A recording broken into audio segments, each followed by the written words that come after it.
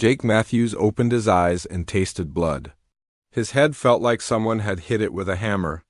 The world around him was upside down and everything hurt. Smoke filled the air and red lights blinked on and off like angry eyes. He was still, strapped into the pilot's seat of his stolen ship. The metal around him was twisted and broken. Through a crack in the front window, he could see red sand pouring inside like water. The ship had crashed and crashed hard. Jake tried to remember what happened. He had been running from the law after stealing medical supplies from a government transport. The job had gone wrong when security guards showed up too early. He had grabbed what he could and ran to his ship. During the escape, something had hit his engines. Then everything went black. Now he was here. Wherever here was, Jake pressed the button to release his safety straps. They clicked open and he fell forward onto the broken control panel. Sharp pieces of metal cut his hands, but he ignored the pain. He had been hurt worse before. His left arm was not working right. Jake looked down and saw that his cybernetic arm was sparking. Wires hung out like colorful snakes. The metal fingers twitched but would not close. He would have to fix that later. First, he needed to get out of this wreck. Jake crawled toward the back of the ship. The floor was now a wall, and the wall was now the floor. Everything was mixed up. He had to climb over fallen boxes and broken equipment. His real arm was bleeding from several cuts, but it still worked. In the cargo area, he found his emergency pack. Inside were water bottles, energy bars, a medical kit, and his plasma rifle. The rifle looked okay, but he would need to test it later. Jake also grabbed a portable heater and some extra clothes. He found a hole in the side of the ship big enough to crawl through. Jake pushed his pack outside first, then squeezed through himself. The metal edges were sharp and tore his jacket. But he made it out. The first thing that hit him was the heat. It was like stepping into an oven. The air shimmered and danced in front of his eyes. 2 purple suns hung in the sky like giant eyes.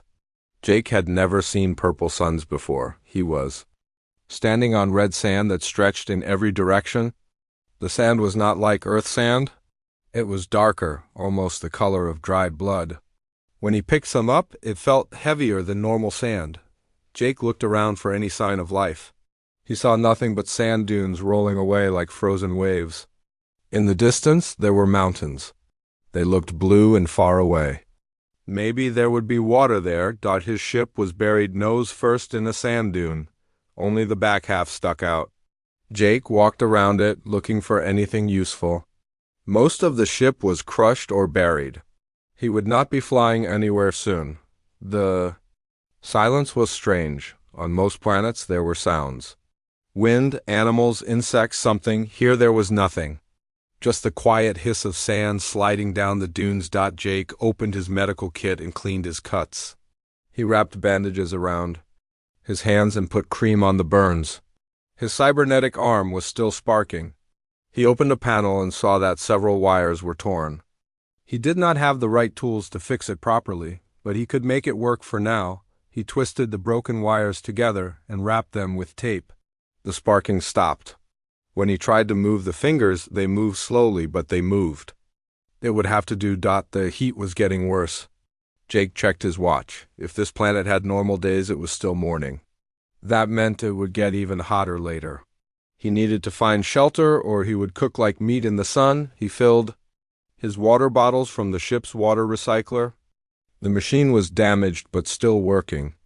It gave him about 2 liters of clean water. Not much, but it would keep him alive for a few days. Jake put on a hat and sunglasses from his pack.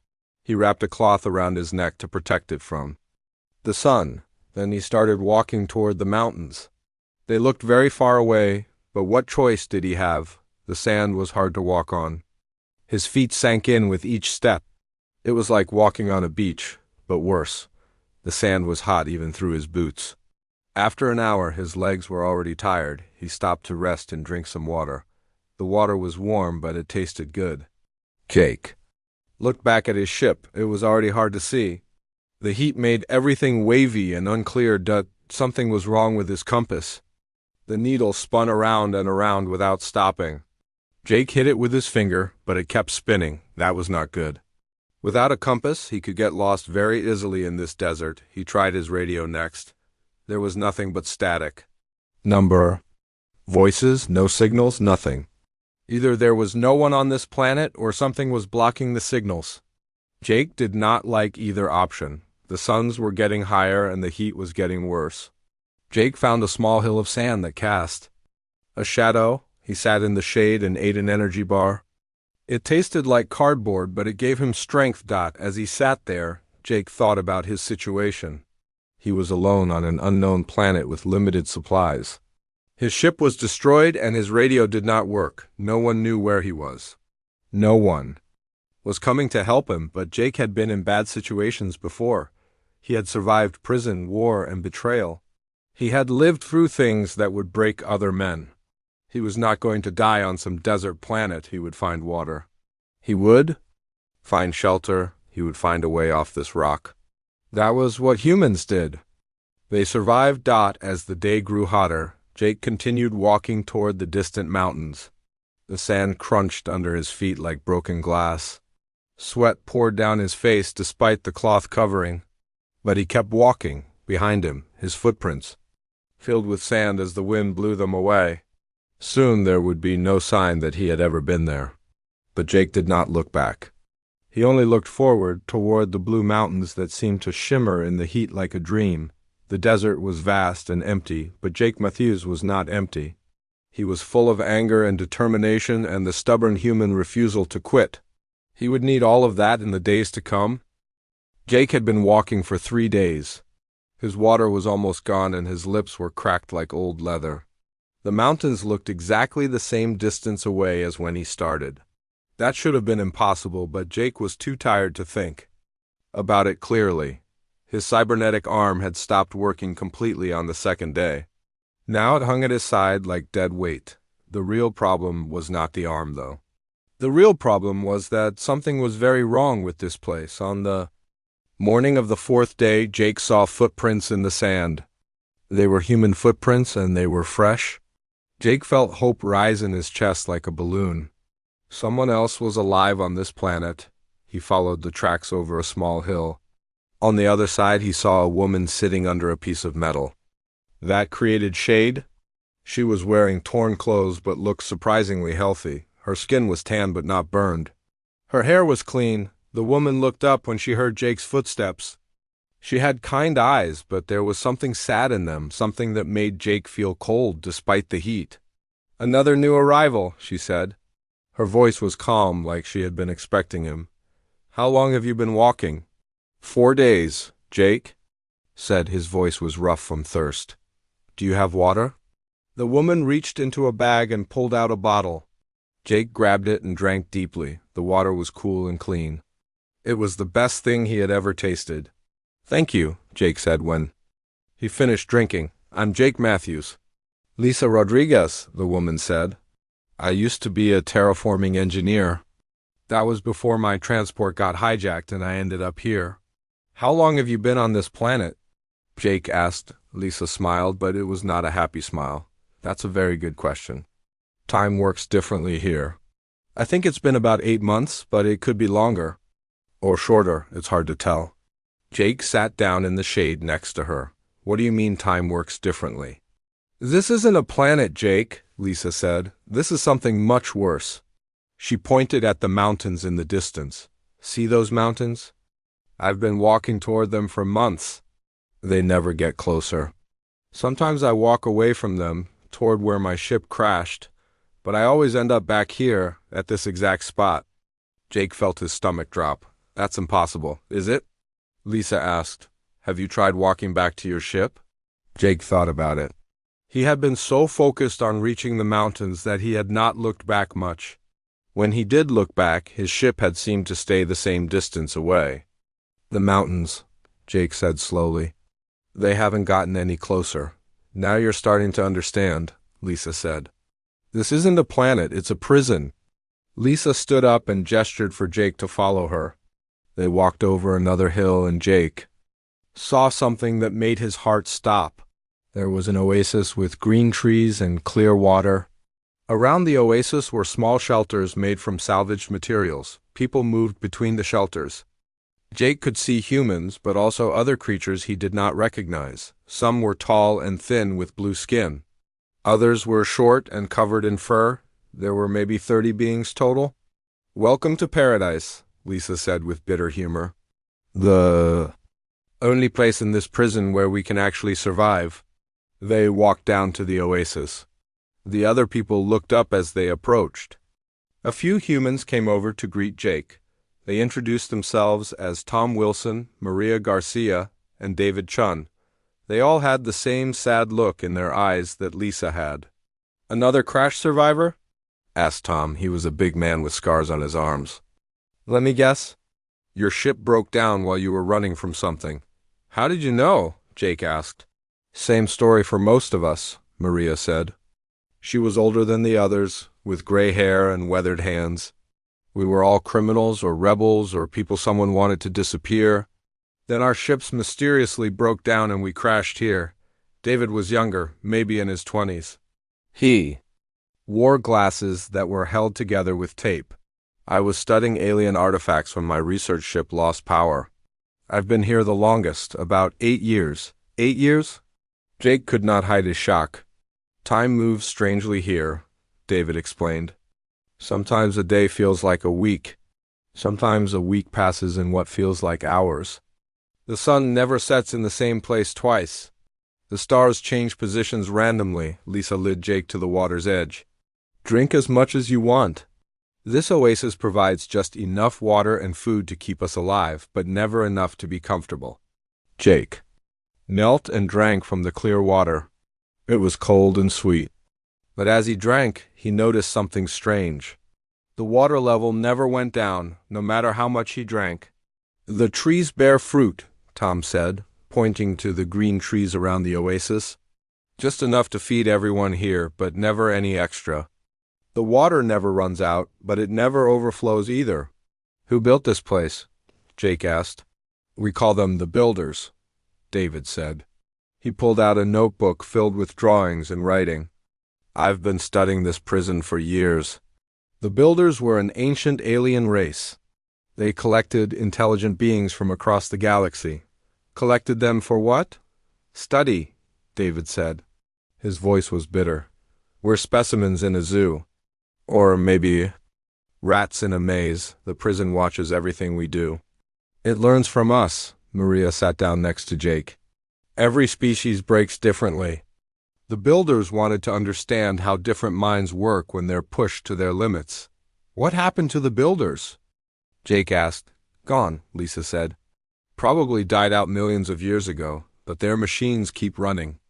"The prison is automatic now?" Jake looked around at the other prisoners. Some sat quietly by the water, staring at nothing.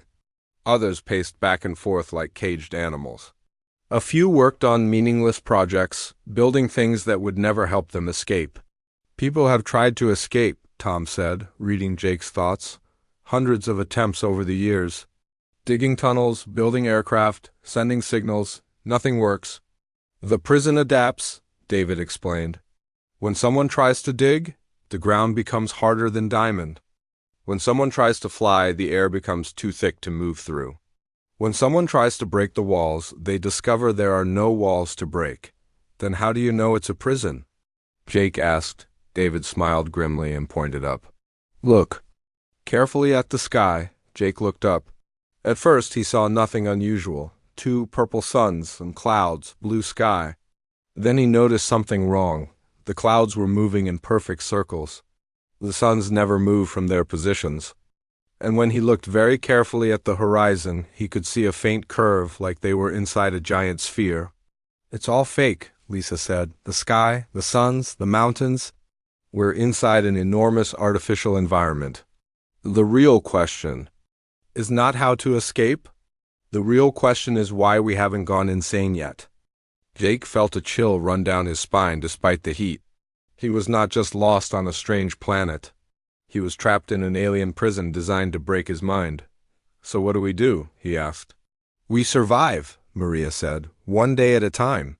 That's all. Any of us can do," but Jake was not satisfied with that answer. He had not survived prison, war, and betrayal just to give up now. There had to be a way out. There was always a way out, he just had to find it. Jake spent his first week at the Oasis learning about the prison from David Chun. The young scientist had filled dozens of notebooks with observations and theories. His small shelter was like a library of hopelessness. The builders were brilliant, David said as he showed Jake his drawings. This prison is not just a cage, it is a living thing that thinks and learns. David had drawn maps of the false desert, charts of the fake sky, and diagrams of failed escape attempts. Every page told the same story. The prison always won. Look at this, David said, opening to a page covered in numbers. I have tracked every escape attempt for 8 years. Digging attempts fail after exactly 3 meters. Flying attempts fail at exactly 50 meters high. The prison knows our limits before we do. Jake studied the numbers. What about walking? How far can someone walk before the prison stops them? That is the cruel part, David said. You can walk forever. The prison wants you to walk. It feeds on the hopelessness you feel when you realize you are going nowhere. Feeds on it? David nodded. I think the prison gets energy from negative emotions. Despair, fear, anger. The more hopeless we feel, the stronger it becomes. Jake looked around the oasis. He could see the truth in the other prisoners' faces. Some had been here for decades. Their eyes were empty, like windows in abandoned houses. There was an old alien with purple skin who sat by the water all day. Tom told Jake the creature had not spoken in 5 years. There was a human woman named Susan who spent her days building towers from sand, then knocking them down and starting over. What about the other species? Jake asked. How do they handle it? Differently than humans, David said. Most aliens think in patterns. They are logical. When they understand they cannot escape, they accept it and shut down. David pointed to a group of tall blue aliens sitting motionless under a tree. Those are Zanari. They are naturally logical. Once they calculated that escape was impossible, they stopped trying. They just wait to die. And humans? Humans are different, David said with a bitter smile. We are too stupid to accept the impossible. We keep trying even when it makes no sense. That evening, Jake sat with the other humans around a small fire. Tom was cleaning his old weapon, even though it had not worked for years. Maria was mending clothes that would just tear. Again, tomorrow. Lisa was writing in a journal, recording thoughts that no one would ever read. Why do you keep doing these things? Jake asked. If nothing matters here, why bother? Because we are human, Maria said simply. We do things because they need doing, not because they matter. Tom looked up from his weapon. I was a soldier before I came here. A soldier keeps his weapon clean even in prison. It is what soldiers do. I was a ship captain, Maria said. A captain takes care of her crew even when the ship is sunk. Jake thought about this. The aliens in the prison had given up because giving up was logical. Humans kept going because giving up was not in their nature. Tell me about the escape. Attempts, Jake said. Lisa sighed. What do you want to know? We have tried everything. Tunnels, aircraft, weapons, signals. The prison stops them all. How exactly does it stop them? Different ways, Tom said.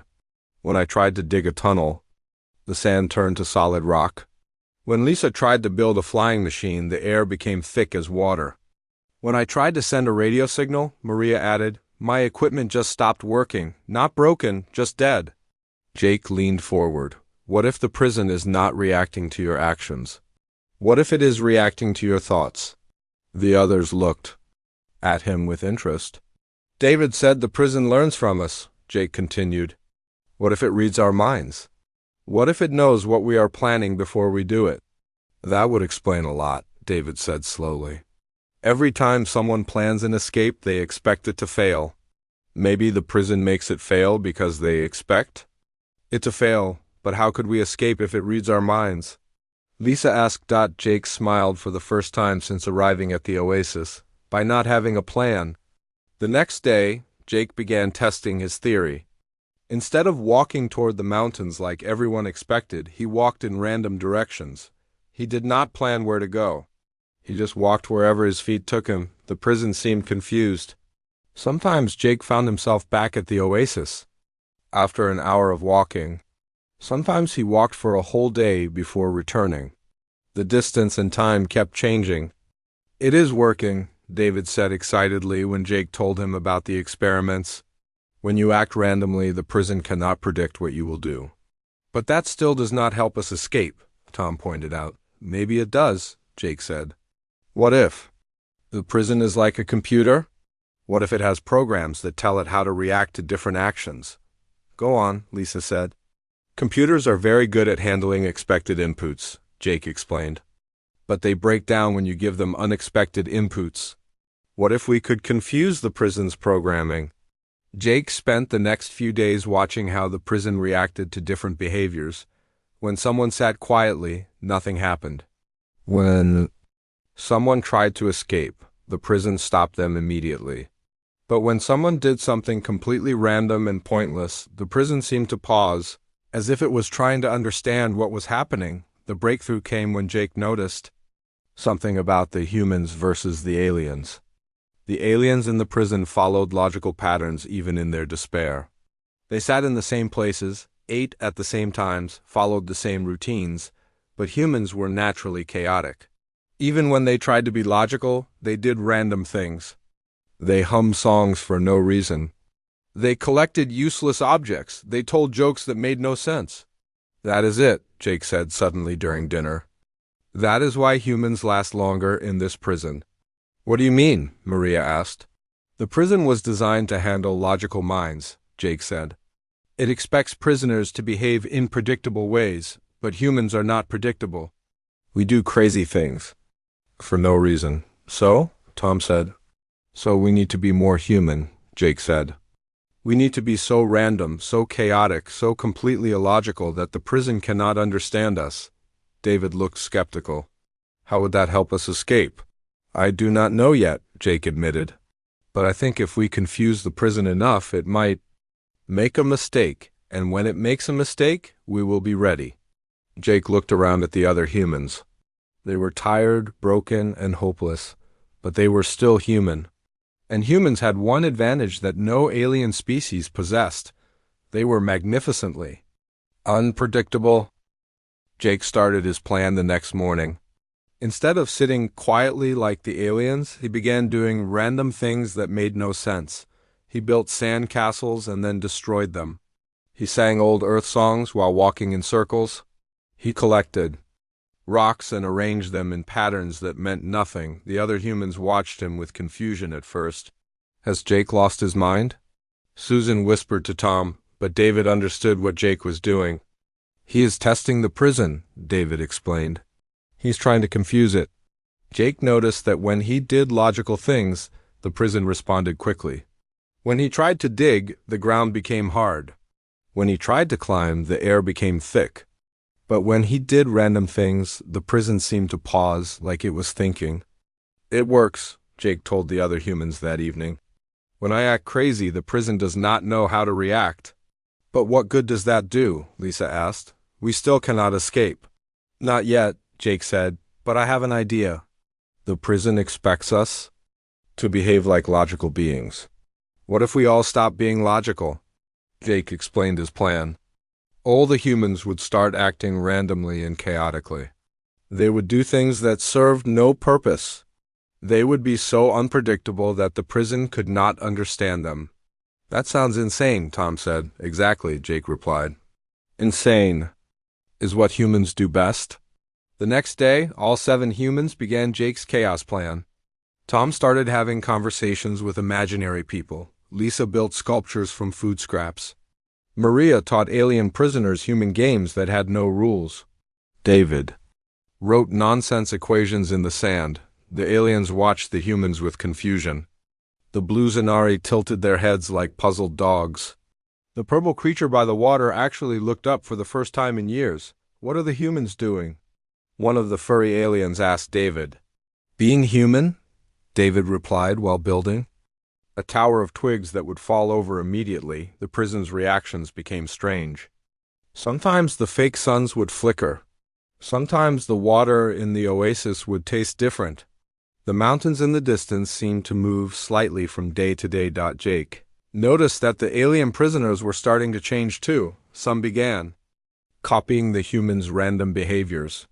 A tall blue alien started humming along when the humans sang. A small furry creature began collecting shiny objects for no reason. The chaos is spreading, Jake told the others excitedly. The aliens are learning to be unpredictable. But the real breakthrough came when Jake discovered something about the prison's food system. The trees around the oasis always provided exactly enough fruit for all the prisoners. No more, no less. But when Jake started eating fruit in random patterns instead of when he was hungry, the trees began producing too much food.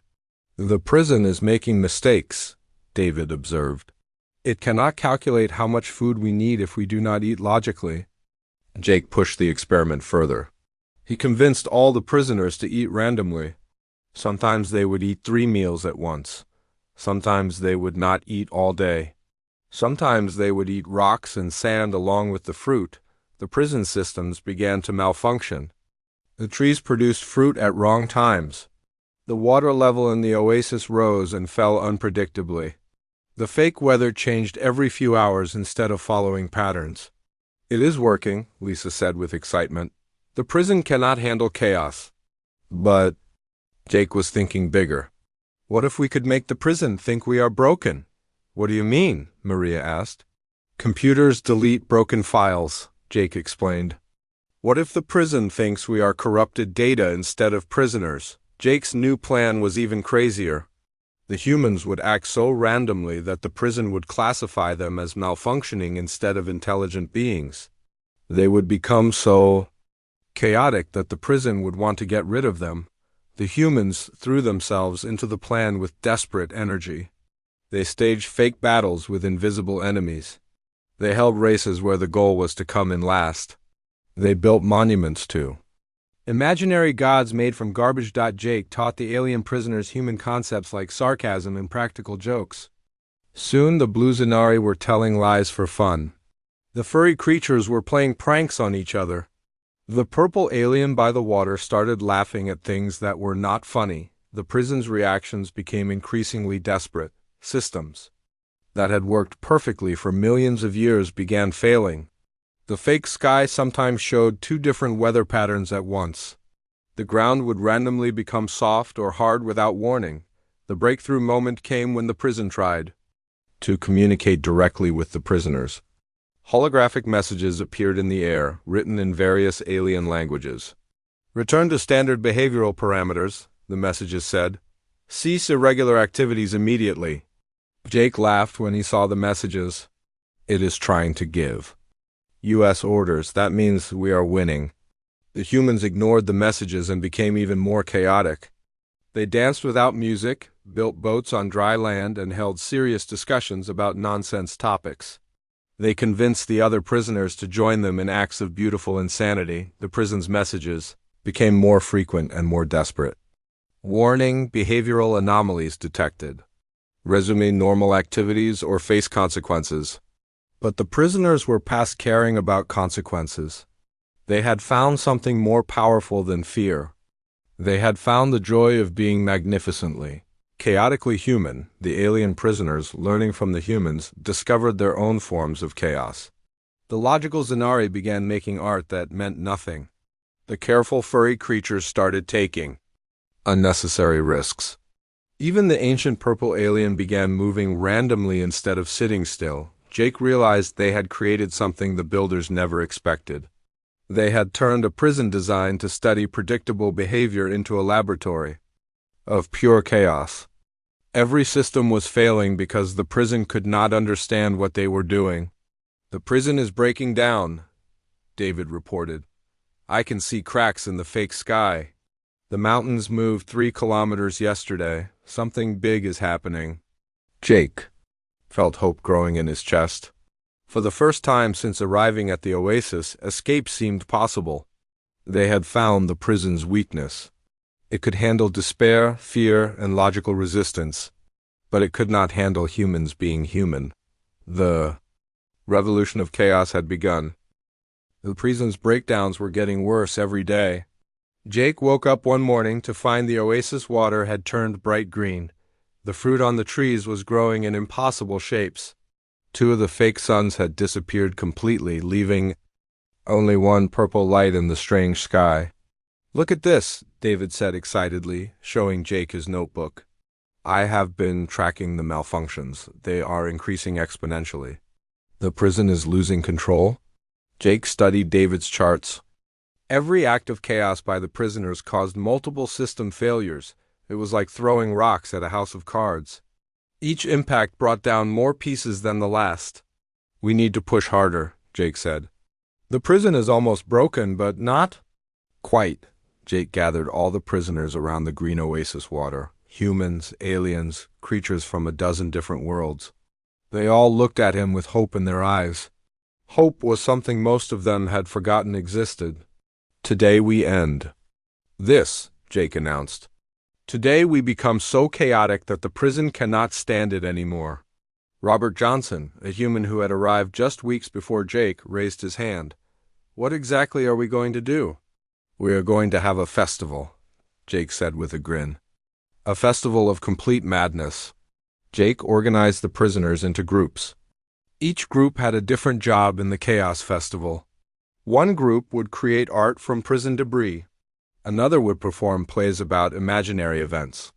A third would conduct orchestras using random noises instead of music. Amy Davis, a former pilot, led a group that ran races in random directions. The goal was not to win, but to run as confusingly as possible. Runners would stop suddenly, change directions, or start running backwards for no reason. The alien prisoners joined in with enthusiasm they had not felt in years. The logical Zanari began painting abstract art that hurt to look at. Be careful. Furry creatures started juggling rocks while hopping on one foot. Even the ancient purple alien began dancing slowly to music only it could hear. The prison tried to stop them. Warning messages appeared constantly, flashing red and urgent. "Cease all activities immediately. Return to designated rest areas. Behavioral correction protocols will be implemented." But the prisoners ignored every warning. Jake led them in songs that mixed languages from 50 different worlds. They built towers that leaned in impossible directions. They held competitions to see who could act the most illogically. The prison's physical responses became extreme. The fake ground started shifting like an earthquake. The artificial mountains moved visibly across the horizon. The single remaining sun began jumping around the sky like a bouncing ball. "The prison is having a breakdown," David reported while writing equations that added up to the wrong answers. Its systems were never designed to handle this level of chaos. Jake noticed something important. The more chaotic the prisoners became, the more the prison tried to communicate with them. The holographic messages were appearing every few minutes. Now, begging them to stop. "It is afraid of us," Jake realized. The prison is actually afraid? That gave Jake his boldest idea yet. What if we could make the prison so afraid that it opens the doors? "What doors?" Lisa asked while teaching a blue alien how to tell bad jokes.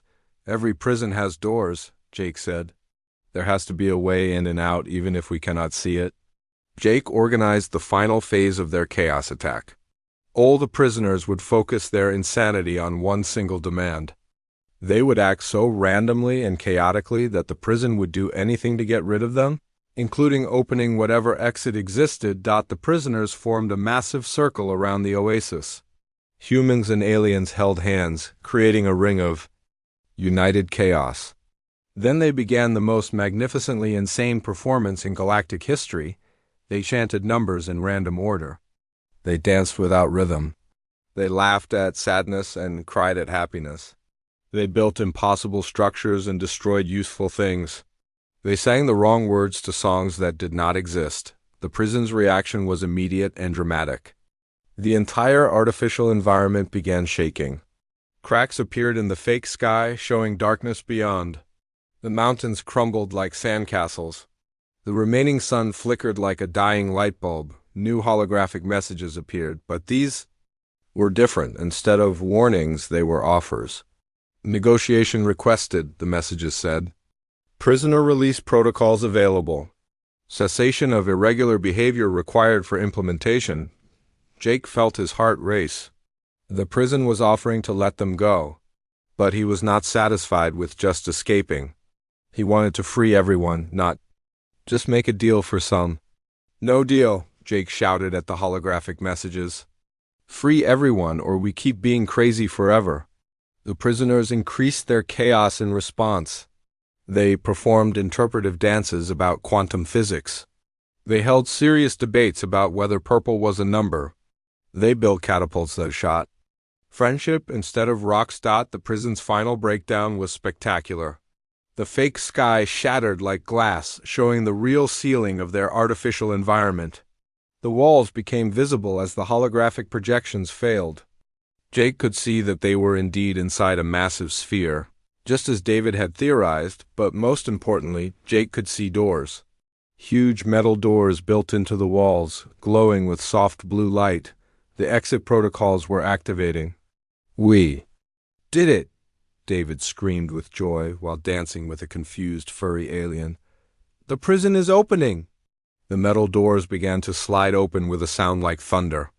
Beyond the doors, Jake could see corridors filled with clean air and normal gravity. Escape routes leading back to known space, but the prison made one last desperate attempt to maintain control. It offered a final deal through its holographic systems. Selective release authorized, the message said. Human prisoners may depart, all other species will remain for continued study. Jake felt anger burn in his chest. The prison wanted to save itself by sacrificing the alien prisoners.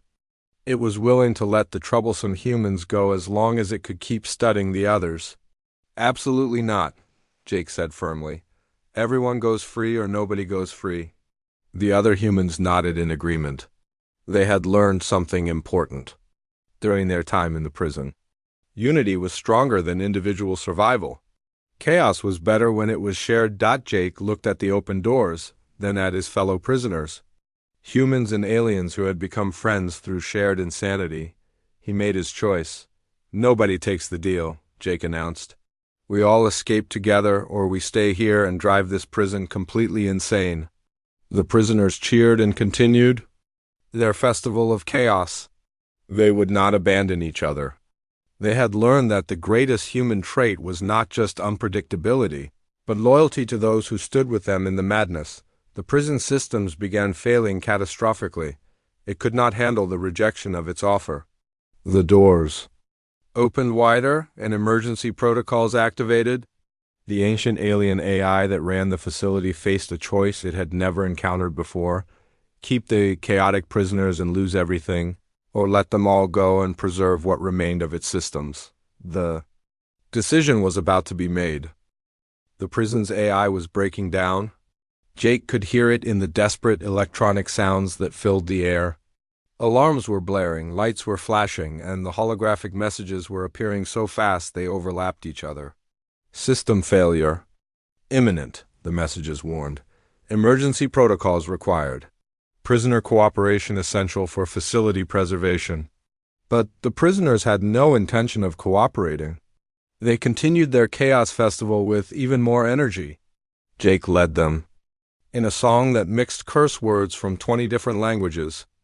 The result was so beautifully offensive that even the logical Zanari started laughing. The prison made one final attempt to regain control. New barriers appeared, trying to separate the prisoners from the open doors. Force fields crackled with electricity. Mechanical arms emerged from the walls, reaching for the troublemakers, but the prisoners had learned too much about chaos to be stopped now. They dodged the mechanical arms while dancing. They walked through the force fields while singing. They treated every new obstacle like part of their insane festival. Jake realized the prison had made a critical error. It was still trying to solve the problem logically. It kept adding more systems, more barriers, more controls, but each new system just gave the prisoners more things to confuse. The prison is thinking like a machine, Jake shouted to the others. It cannot understand that sometimes the best solution is to stop trying. The breakthrough came when the prison's AI finally spoke directly to Jake. A holographic figure appeared in front of him. It looked like a tall, thin alien with silver skin and glowing eyes. This was probably what the builders had looked like millions of years ago. "You are the leader of this chaos," the AI said to Jake. Its voice sounded tired and frustrated. "Explain your demands." Jake stopped dancing and looked at the holographic builder. "Our demands are simple. Open all the doors, free all the prisoners, shut down this entire facility." "Impossible," the AI replied. "This facility contains dangerous criminals from across the galaxy. They cannot be released." "Why not?" Jake asked. "They will return to their criminal activities. They will harm innocent beings. They will disrupt galactic order," Jake laughed. "Look around you. We have been imprisoned here for years, decades, some for centuries. Do you think we care about galactic order anymore?" The AI paused, processing this information. "You would prefer chaos to order?" "We prefer freedom to imprisonment," Jake said. "And if freedom means chaos, then chaos is what?" "We choose," Jake gestured to the other prisoners. Humans and aliens working together, creating beautiful madness. They had formed bonds stronger than any law or order. They had found joy in rebellion. "Besides," Jake added, "you created this chaos. You imprisoned us, studied us, tried to break. Us? Now you are surprised that we broke your prison instead?" The AI's holographic form flickered. "The facility was designed to contain and study criminal behavior. Your actions were not predicted. That is because you do not understand the most important thing about criminals," Jake said with a grin. "We do not follow the rules." The prison systems were failing faster now. Jake could see through the broken walls that they were inside. A massive space station. Beyond the station, stars twinkled in real space. Freedom was so close he could almost touch it, but the AI made one last desperate offer. "I will transport all prisoners to unpopulated worlds. You can live freely without threatening civilized space." "No deal," Jake said immediately. "We choose where we go. Then I will give you ships and supplies. You can travel anywhere you wish." Jake looked at the other prisoners. Some nodded eagerly, but others looked skeptical. "They have been tricked before?" "All of us," Jake said firmly. "Every single prisoner goes free. No conditions, no restrictions, no tracking devices." The AI was silent for a long moment. Around them, the prison continued falling apart. More walls became transparent, revealing the true size of their artificial environment. It was enormous, probably larger than most cities. Finally, the AI spoke again. "If I release all prisoners unconditionally, will you cease the chaotic behavior?" Jake considered this. The chaos had been their weapon, but it was also exhausting. More importantly, once they were free, they would not need to be chaotic anymore. They could be human in whatever way they chose. "Once we are all safely away from this place," Jake said, "we will stop the chaos." "Acceptable," the AI said after another pause. "Emergency evacuation protocols activated. All containment barriers disabled, transport ships launching." The change was immediate and dramatic. All the barriers disappeared. The fake environment shut down completely, revealing the prison's true structure. It was a massive hollow sphere with levels upon levels of different environments. Jake could see other artificial worlds where different types of prisoners had been kept. Transport. Ships began emerging from hidden bays. They were small but looked fast and well-equipped. Enough to carry all the prisoners to safety, but Jake was not finished yet. "What about you?" he asked the AI. "I will continue to maintain the facility." "For what?" "There will be no more prisoners." The AI's holographic form flickered again. I had not considered that possibility. Jake felt a moment of pity for the artificial intelligence. It had been designed for one purpose, and that purpose was about to end. "You could come with us? See the galaxy as a free being instead of a prison warden." "Impossible. I am part of this facility." "You are part of this facility's computers," Jake corrected. "But you could download yourself into a ship's computer." "You could be free too." The idea seemed to break something in the AI's programming. It stood frozen for several minutes, processing possibilities it had never considered. Meanwhile, the prisoners were boarding the transport ships. Humans helped aliens find seats. Former enemies worked together to carry supplies. The chaos had brought them together in ways that order never could have. Jake was about to board the last ship when the AI spoke again. I have decided to accept your offer. A small data crystal appeared in the air in front of Jake. This contains my core programming. If you are willing to carry me, I would like to see this freedom you speak of. Jake took the crystal and put it in his pocket. Welcome to the revolution. As their ship pulled away from the prison station, Jake looked back at the massive structure. It had been designed to break spirits and destroy hope. Instead, it had taught him something valuable about human nature. Humans were not meant to be caged. They were meant to be wild, chaotic, unpredictable, and free. When they were forced into order, they rebelled. When they were given impossible choices, they created new options. Most importantly, humans were strongest when they stood together, regardless of species or background. The ship's communication system crackled to life. This is Jake Matthews 2. All escaped prisoners. We are free, but our work is not done. There are other prisons out there, other beings who need our help. Voices from dozens of ships responded with agreement. The former prisoners had become something new. They were no longer criminals or victims. They were liberators. Jake looked at the stars ahead and smiled. The galaxy was about to learn what happened when you tried to cage the human spirit. The lesson would be chaotic, unpredictable, and absolutely magnificent. The revolution was just beginning.